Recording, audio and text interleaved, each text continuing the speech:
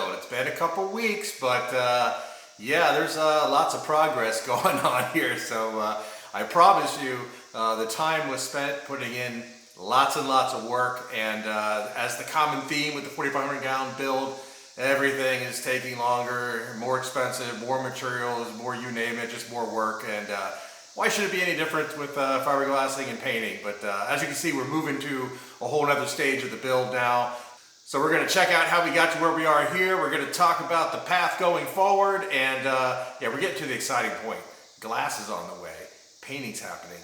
It's starting to get real. The 4,500 gallon, it's getting close. And also we'll check in on a few of the other tanks, 600 gallon, new plants, new fish. Maybe I was able to get the FX6 working as a polishing filter. We'll check all that out. Let's go.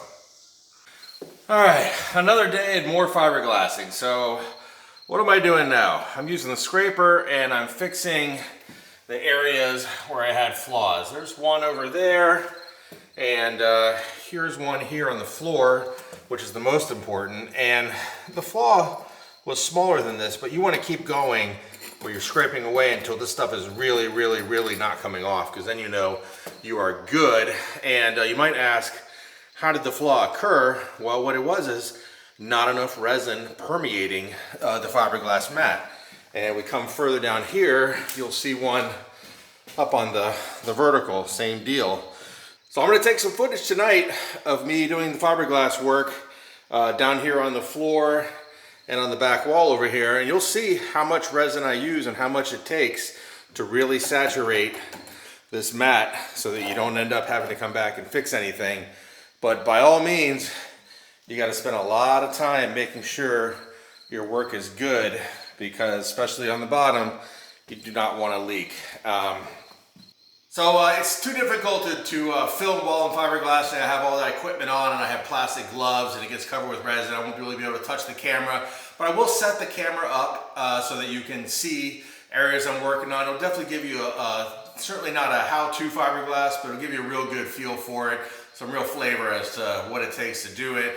So you'll see me doing a vertical, and you'll see the bottom doing the floor, and fixing, patching the areas where we, scraped up the bad parts tonight. So again, anywhere where there's a flaw, ultimately will end up in the strongest area, because it'll get a third coat of fiberglass that the rest of the tank only gets 2 coats. Though I am kind of thinking about putting 3 layers on the bottom, but we'll see how it goes. But all right, let's go.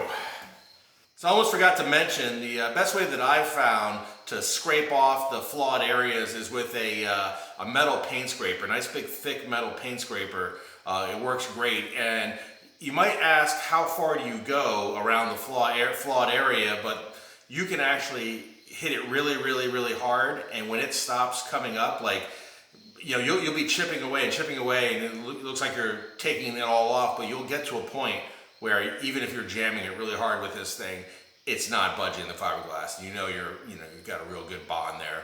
So it'll be pretty obvious when you do it, actually, surprisingly, because at first you're hitting it really hard and you're seeing it all flake up, and you're like, oh man, should I stop or whatever? But keep going until it doesn't come up, because it will get to that point quickly, and you'll get rid of the whole bad area. So yeah, best way I found to do it. And again, take a little extra, don't not take enough, right? You got to fix the flaw, because if you have that bubble under there, if you have an area where over time it can get pushed down by the weight of the water, and then basically undermine that top coat of epoxy, no bueno.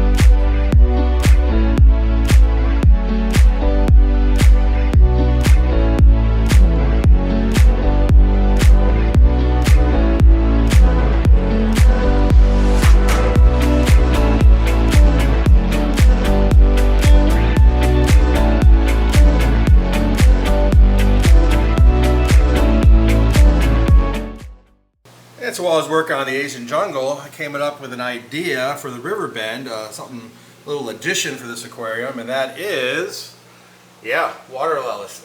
I mass-produce water lettuce in my filter, so I said, you know what?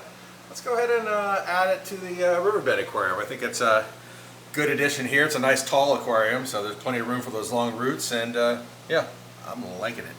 And I'm liking these electric blue Jack Dempseys. They are beautiful. Alright, we got the UPS package with the plants, the extra long planting tong, and an aquarium that needs a glass clean and the water lowered down because it is time to plant. Man, I thought this day would never come. We are almost done with fiberglassing. So we have glassed the entire perimeter. The key thing was first we did 2 coats of fiberglass on every seam. So every vertical, every horizontal seam. Then we did 3 coats of fiberglass on the entire bottom, overlapping those seams both in the front and the back and the sides.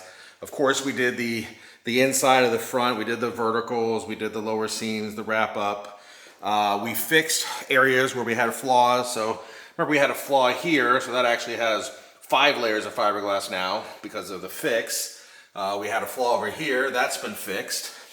As well as up here, we fixed a flaw we had up there, so that gets an extra coat. So what is left is there's one area on the back over there. So that back panel, the vertical part needs to be fiberglassed. And there's a couple small areas on the vertical that just need to be filled in. So that's almost done. The floor is done, and like I said, all the seams are done. So we are looking really good with fiberglass. Oh man, I just forgot about something. I haven't started on the wetland filter yet. Okay, so still a little bit of fiberglass to go, but the big beast part is done almost. I'll take care of those verticals real fast. And then, yeah, I'm gonna jump in to the wetland filter and start fiberglassing this beast. Okay, so we have some fish additions that have made it into the 600 gallon, and of course we have the plants that you saw. I'm happy to say that the fish additions was a great success. They're all healthy and doing good. This is some of the black ruby barbs there, and a deci-barb, and let's see, more deci-barbs back there. And there's, see if I can find one of the, yeah, there's some of the baby mascara barbs. They're all doing great, and I'm happy about that. But as far as the plants go, man, the crypts, the new crypts are doing great, and there are 3 red tiger lotus, which they melted off the leaves, but I expect they'll come back. That's usually how that plays out. There's one over here, one kind of in the front, and then one back over there.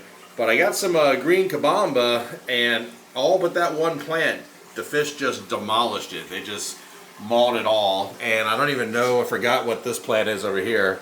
I got a bunch of those, and those 2 are there, but all the rest of them, the fish mauled them, just destroyed them. So not a ton of success on the plants. Obviously, if I had to have a choice between success with the fish or the plants, I'd definitely take the fish. So it's good there. But yeah, I'm gonna have to go back to the drawing board on the plants and find something a little bit tougher than the kabamba and whatever that other plant is, that other stem plant. So, and as you can tell, the water still isn't polished yet, which means, yep, I am fighting with FX6 filters. Got multiple ones of them here and can't get either one to work. That's my story with these things. So yeah, my story with the FX6 is whenever I break one down, clean it out, put it in the shed for storage, and then bring it back out to use it, they never run for me. I take the motors off, I look in there, I clean it out, it seems to move freely, doesn't seem seized up, but when you plug it in, it doesn't really do much. So kind of frustrating. They're kind of expensive, and I hate to spend a bunch of money buying another polishing filter for this, but I need it.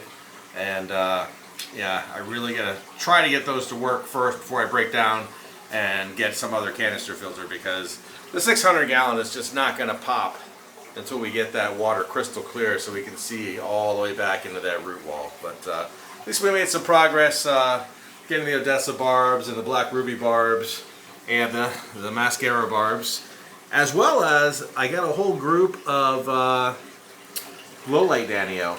So they're mixing in with some other Danny up there, but I like those guys as well. So cool to get those. Oh, and 3 more of the mascara barbs. So that's going to be awesome once they get a little bigger. Seems like instead of 1 step forward, it's like half a step forward in this tank, but we'll get it there.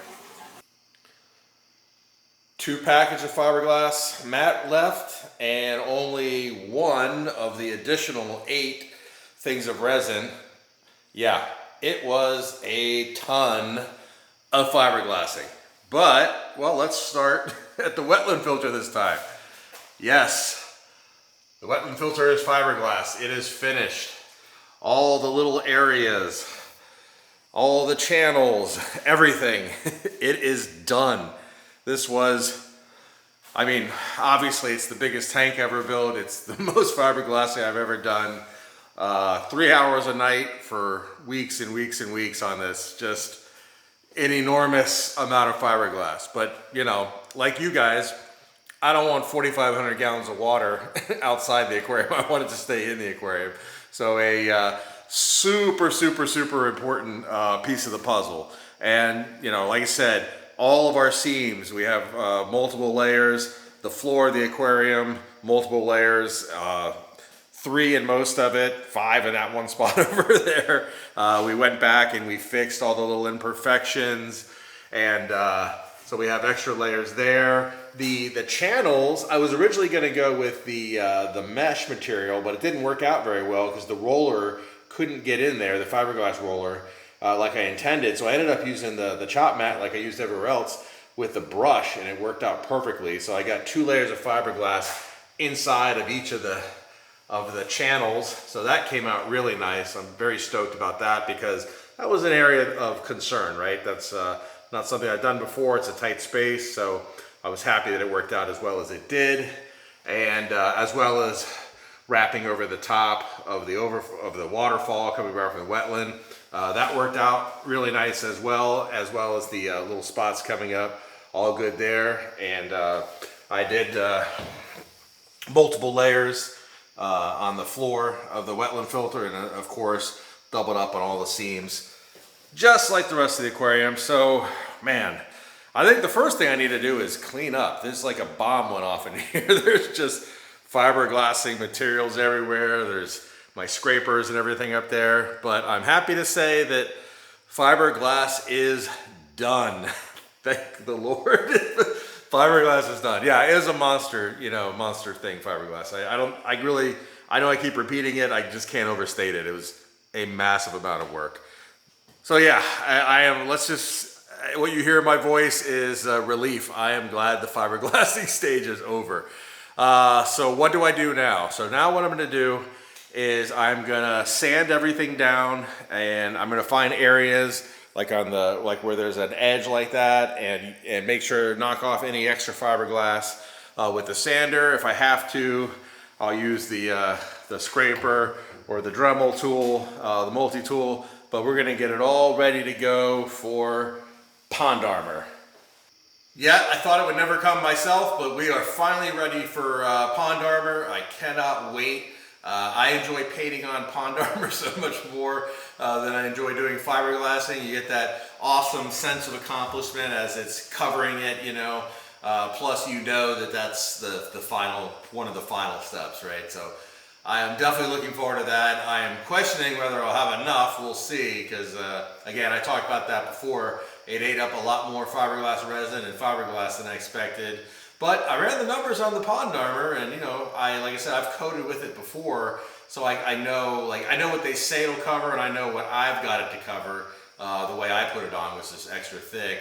So again, I think I calculated it right, but we will see. And the other important thing is the pond armor is not going to take nearly as long as the fiberglassing, so we need glass panels ready and waiting. So yeah, I've measured all of these guys, all of these panels, and the order is in. So the glass panels are being fabricated right now, and they'll be on their way here soon.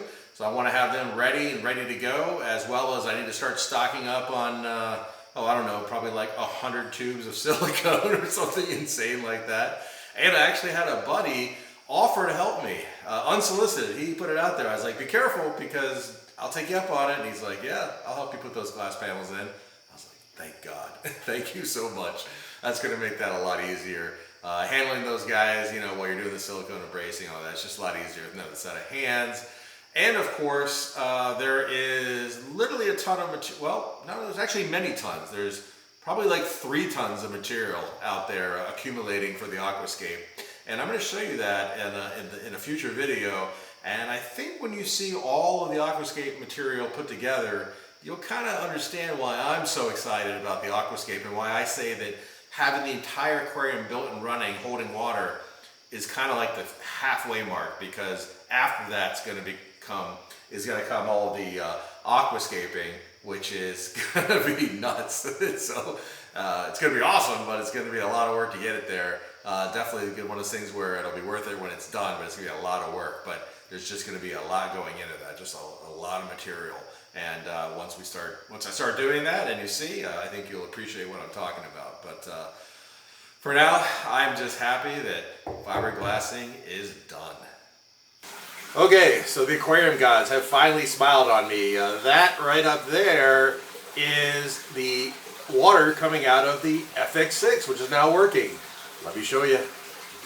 All right, you can see we got the FX6 hooked up to the custom intake and return. Obviously, with this kind of DIY tank, I had to make some adjustments, put some PVC pipe on there to connect it, get it in. And as you can see, I need to add an extension. It's a little too high up there, but it is an FX6 running on the 600 gallon, and it hasn't been a long time, and it's already clearing up a lot of that fine particulate that was in the water. Now it is introducing some air bubbles, but I can take care of that, no problem. But man, what a big improvement. We're finally getting to the point where we can see clearly 4 feet back, that intricate root wall back there. It's not there yet, but it's getting there. It's just a matter of time. Let this thing run, let all that sponge suck up a bunch of particles, which will then block up more particles, and good times. And you're probably wondering, well, how did I fix it? Well, I took it apart once, didn't work, took it apart twice. Again, when I'm taking it apart, I'm just looking at the impeller, just trying to see if any, trying to feel, is it moving properly? Is there anything impeding this thing? I don't see a problem. So second time didn't work. I was like, third time I tried it again. Again, I didn't do anything different. I just took it apart, frustrated myself with why I can't see any problems with it, put it back together, and it turned on and worked. So I'm going to try taking the other one apart a few more times and putting it back together and see if I can get that one to work too. That would be great. But yeah, I'm pretty psyched. It's nice to not have to spend any money on a canister because they're not cheap. So as you can tell, I got quite the mess going on down here, and that is because, yep, Pond Armor has started. This is the first coat. This is the undercoat. This should come as no surprise, but just like everything else with this build, it is massive and it's taking more materials than expected. So this is all of my undercoat used. And it's pretty good. It's a pretty thick coat, most of it, but there are a few spots that need touch-ups for sure. And I haven't done the filter box. So I ran out just doing the tank. So, a little off, about, maybe a fifth or a sixth more material. Let's say a fifth more, and I would have had it. Actually, increased that a little bit for the touch-up, but it's not a whole lot of that. But yeah. As you can see, it it is massive. So yeah, it's a lot easier than fiberglassing for sure. It goes a lot faster, but it is still a big tank. I mean, normally I build tanks that are just like this size, and when you're painting that on, it's one session for each coat and everything. Here, it's one session for each 1,000+ gallon section of the tank, so on and so forth. And then of course, everything in the filter box is not quite as fun because there are little tight corners in there. It's big enough, and that's actually part of the reason I made it bigger, was to make so I could work in there properly. But yeah, it is just a massive tank, so no matter how you slice it, it is going to eat up a lot of material. So what am I going to do? I've used up all my blue paint, and I now know I'm not going to have enough of my black paint, so I am going to order 2 more kits of the underlayment, the blue coat. One to do the filter and one to just hit every spot that needs fixing up on there. And 2 more coats at least of the black for the top coat. So, and I may go a little overkill on that and get a little extra just because I want that top coat to be perfect. Well, definitely big progress for sure. And as you know, the windows are ordered, so we are moving right along and we are starting to get to the fun part. Woo! So we got a lot of work done, we got a lot of progress. We got through the dreaded fiberglass part of the build. That was a beast, but there's obviously a lot to go. We're gonna have to finish the painting, we have the glass installs, all 4 of them. And then of course we got water testing and bracing and plumbing and wetland filter building and massive aquascaping. And I'm not kidding you, it's an aquascape that's gonna rival the whole build itself. So it's definitely 4,500 gallon quality aquascape. It's gonna be a beast. And then of course that starts the chain reaction. All the fish from the 3,000 gallon going into the 4,500, which means that switching that to salt becomes Predator Bay 3,000, the bigger home for the sharks, the groupers, and the rays. Then that opens up the current 1,800 gallon Predator Bay for the lagoon aquarium. So all the marine tropical community fish are moving into the 1,800 gallon. That opens up the whole 1,500 system, which is going to go fresh. That's going to give us a big 4-foot 600 gallon tank, the 265 and the 700 gallon sump. So, which could be, you know, the sump could also be a tank in itself. Maybe fish that are cool to look down on. We'll see. A lot to go there. So just thinking about it, I better get back to work. But thanks for watching, and I'll see you guys soon.